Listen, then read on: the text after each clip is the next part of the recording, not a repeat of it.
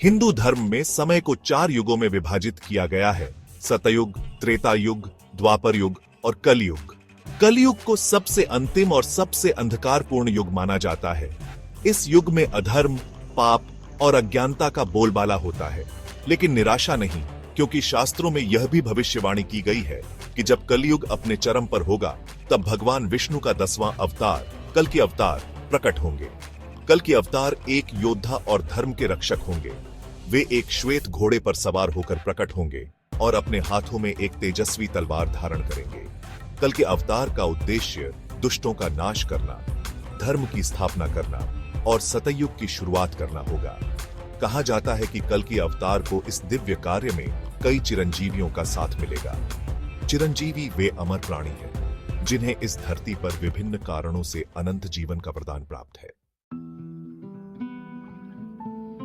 हिंदू धर्म में 8 चिरंजीवी बताए गए हैं: अश्वत्थामा, बलि, वेदव्यास, हनुमान, कृपाचार्य, परशुराम, विभीषण और मार्कंडेय ऋषि। इनमें से प्रत्येक चिरंजीवी को किसी विशेष गुण या शक्ति का प्रतीक माना जाता है। हनुमान भगवान राम के अनन्य भक्त, शक्ति और भक्ति का प्रतीक हैं। वे कलयुग में भी विद्यमान हैं, भगवान राम की प्रतीक्षा कर रहे हैं। परशुराम भगवान विष्णु के 6ठे अवतार, एक महान योद्धा और भगवान शिव के परम भक्त हैं।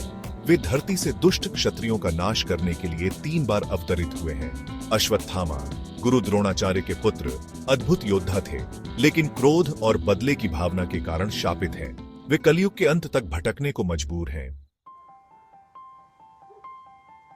ऐसा माना जाता है कि कलयुग के अंत में ये सभी चिरंजीवी एकत्रित होंगे और कल की अवतार की सहायता करेंगे। हनुमान अपनी शक्ति और रणनीति से कल्कि की सेना का नेतृत्व करेंगे। परशुराम जो शस्त्र विद्या में निपुण हैं, कल्कि को दिव्य अस्त्र शस्त्रों का ज्ञान प्रदान करेंगे और युद्ध में उनका मार्गदर्शन करेंगे। अश्वत्थामा अपनी गलतियों से पश्चाताप करके कल्कि की सेना में शामिल होंगे और अपनी वीरता का परिचय देंगे। अन्य चिरंजीवी भी अपनी अपनी विशेषताओं के अनुसार कल्कि की सहायता करेंगे।